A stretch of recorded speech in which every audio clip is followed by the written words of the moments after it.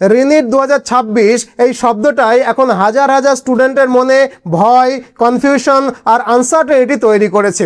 অনেকেই এখন বড় সংশয় আছে যে এবারে নিটের পেপার আগের বারের থেকে বেশি কঠিন হবে নাকি পেপার আবারও মডারেট লেভেলেরই থাকবে। কারণ আমরা আগেও দেখেছি যখনই রিনিট বা রি এক্সাম হয়েছে তখনই প্রশ্নপত্রের ডিফিকাল্টি লেভেল নিয়ে কিন্তু প্রচুর কন্ট্রোভার্সি হয়েছে।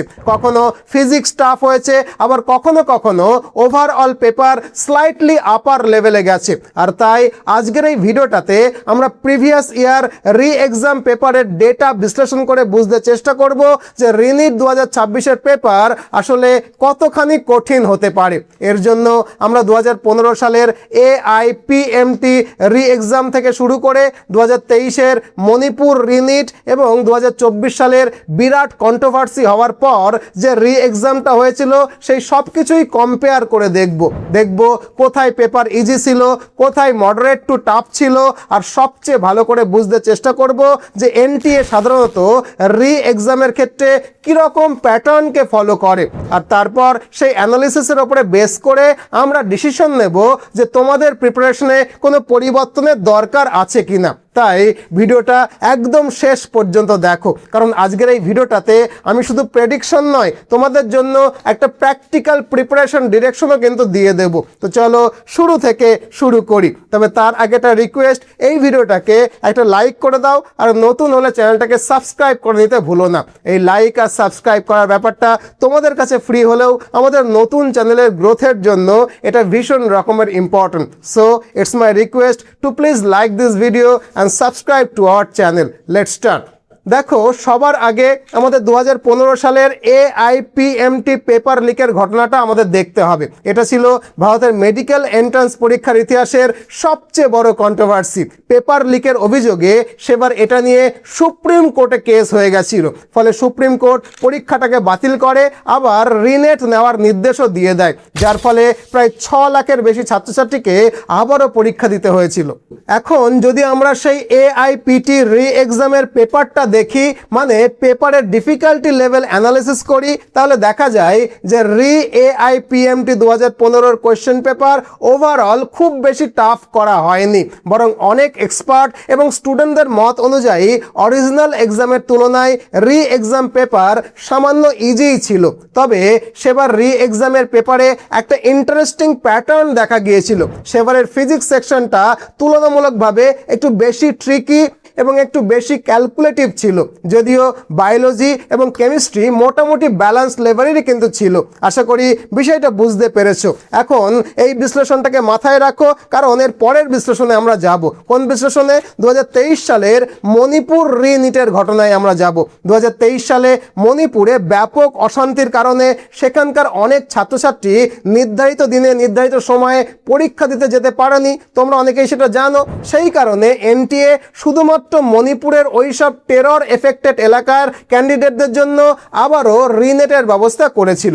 এখন মণিপুরের রিনিট পেপারের ডিফিকাল্টি লেভেল অ্যানালিসিস করলে দেখা যায় যে 2023 সালের মণিপুর রিনেটের পেপার মূল নিটের পেপারের তুলনায় একটু টাফ ছিল। বিশেষ করে ফিজিক্স সেকশনের কোয়েশ্চেনগুলো একটু বেশি অ্যাপ্লিকেশন বেস এবং কনসেপ্ট বেস কোয়েশ্চেন ছিল। মানে 2015 এবং 2023 এই দুই ক্ষেত্রেই রি এক্সামের পেপার স্লাইটলি ডিফিকাল্ট ছিল, বিশেষ করে ফিজিক্সটা। আশা করি এই অবধি বিষয়টা তোমাদের কাছে ক্লিয়ার হলো।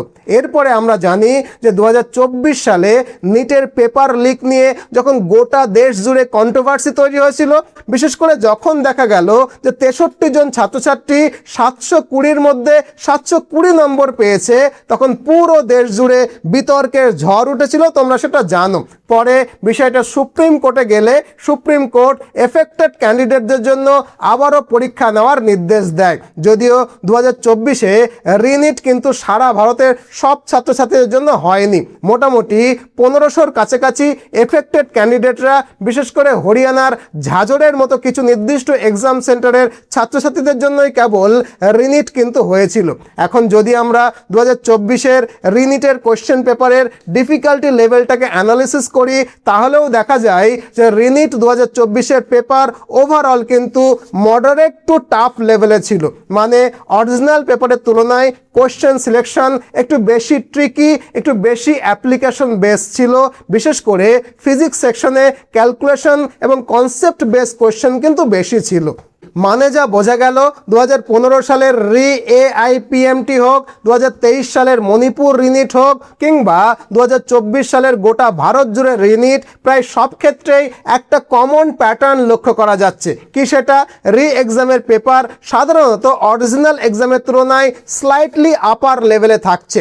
মানে NTA সাধারণত একদম ইজি পেপার দেয় না, আবার খুব বেশি শক্ত পেপারও সেট করে না। মানে পেপারের ডিফিকাল্টি লেভেল সামান্য ওপরের দিকে রাখা হয়। আরও একটা প্যাটার্ন দেখা যায় যে বায়োলজি এবং কেমিস্ট্রি তুলনামূলকভাবে ব্যালান্সড থাকলেও ফিজিক্সের প্রশ্নগুলো একটু বেশি কনসেপচুয়াল, ক্যালকুলেটিভ এবং টাইম কনজিউমিং হয়। মানে আমি কিন্তু এরকমটা বলছি না যে এবারও তাই হবে, আমি শুধু বলতে চাইছি যে গত 3টে এক্সামের প্যাটার্নটা কিন্তু এই রকমটা ছিল। তাই যদি আমরা প্রিভিয়াস ইয়ারের ডেটা এবং এক্সামের ট্রেন্ড অ্যানালিসিস করে প্রেডিকশন করি, তাহলে বলতে হয় যে রিনিট 2026-এর পেপার খুব বেশি টাফ হওয়ার সম্ভাবনা কম, কিন্তু মূল পরীক্ষার তুলনায় স্লাইটলি ডিফিকাল্টি লেভেলটা একটু কিন্তু বেশি হওয়ার সম্ভাবনা আছে। আশা করি পুরো বিষয়টা মাথার মধ্যে ক্লিয়ার হলো। তবে এখন লাখ টাকার প্রশ্ন হলো যে এই প্রেডিকশনের ওপরে বেস করে তোমাদের প্রিপারেশন স্ট্র্যাটেজি কি বদলানোর কোনো দরকার আছে?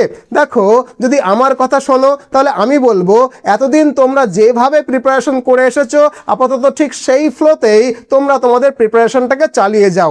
এই সময় হঠাৎ করে স্ট্র্যাটেজি চেঞ্জ করা বা নতুন করে অন্য বই পড়তে যাওয়া কিন্তু খুবই রিস্কি একটা ব্যাপার হয়ে যাবে। তবে যেটা করতে পারো, কিছু হায়ার লেভেল এবং অ্যাপ্লিকেশন বেসড প্রশ্ন প্র্যাকটিস করতে পারো।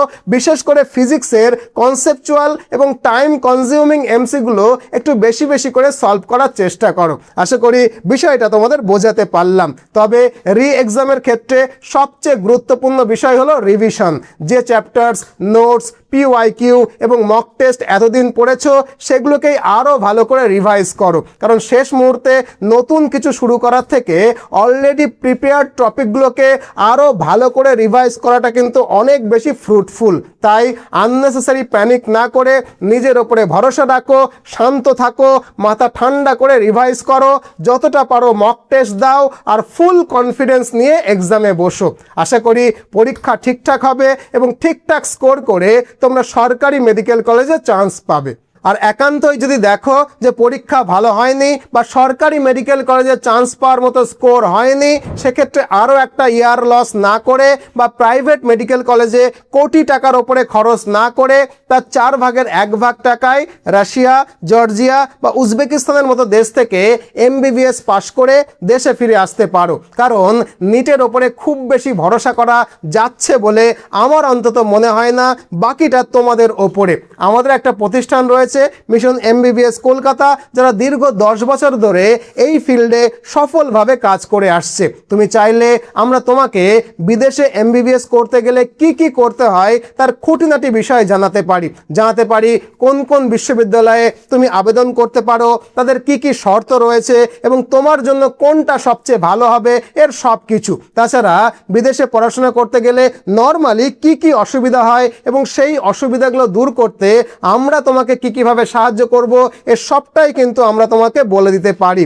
এই সাহায্যের মধ্যে থাকবে অ্যাডমিশন, অ্যাকোমোডেশন, ভিসা প্রসেসিং, যদি দরকার হয় ব্যাংক লোন, কারেন্সি এক্সচেঞ্জ, এমনকি মেডিকেল কলেজ পর্যন্ত পৌঁছে দেওয়ার ব্যবস্থা আমরাই করব।